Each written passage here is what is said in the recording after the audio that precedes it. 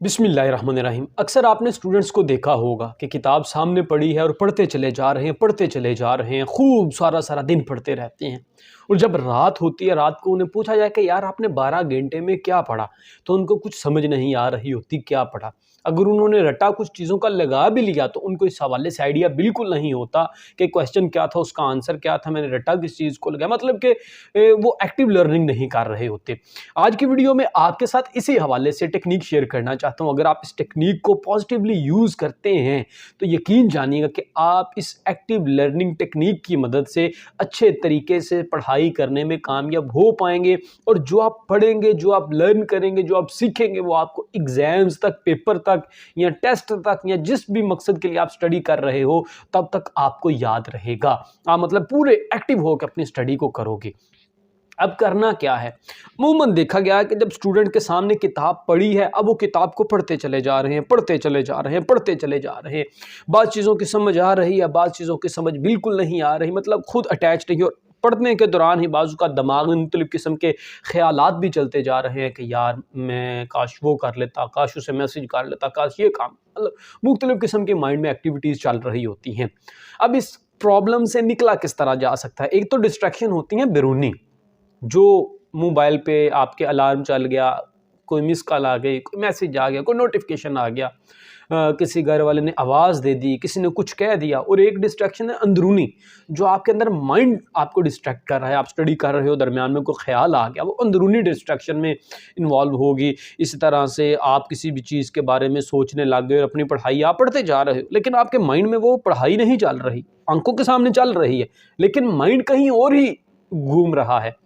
तो उस प्रॉब्लम का हल ये है, आप करके देखिएगा कि आप जिस टाइम स्टडी कर रहे हो उस टाइम आप साथ साथ नोट्स ले सकते हैं कि यार ये मैं पढ़ रहा हूँ, ये मैंने नोट्स लेने हैं, ये पढ़ रहा हूँ, ये नोट्स लेने हैं, ये मैं पढ़ रहा हूँ, ये साथ साथ इसके नोट्स लेने जाने हैं। उससे आपको ये फ़ायदा भी होगा कि आपके नोट्स साथ साथ बनते चले जाएंगे। इस तरह से आप ये भी कर सकते हो कि आप पढ़ रहे हो, आप उसमें से जो भी आपने पढ़ा आप उसके समरी या उसके जो की पॉइंट्स हैं वो साथ साथ लिख सकते हो। उससे ये पर्पज़ क्या है बेसिकली सारा, आप उसके साथ अटैच रहोगे।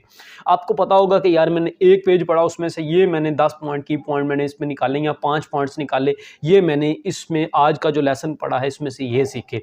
अगला घंटा मैंने ये पढ़ा, ये बुक पढ़ी, उसमें से ये की पॉइंट्स मैंने, ये मेरे कंसेप्ट क्लियर हुए, ये मुझे पता चला इन चीज़ों के बारे में, मेरे इल्म में, मेरे नॉलेज में इजाफा हुआ।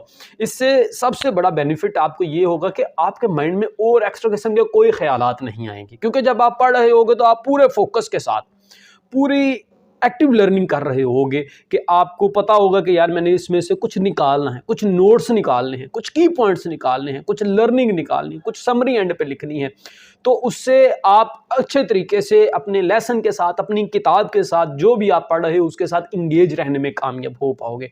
तो ये इस टेक्निक को बेसिकली कहा जाता है एक्टिव लर्निंग टेक्निक। इस टेक्निक को अगर आप यूज़ करते हो तो यकीन जानिएगा, मैंने ये प्रैक्टिकली यूज़ करके बेशुमार दफ़ा देखी और इससे प्रोडक्टिव और पॉजिटिव यूज़ ही मिला।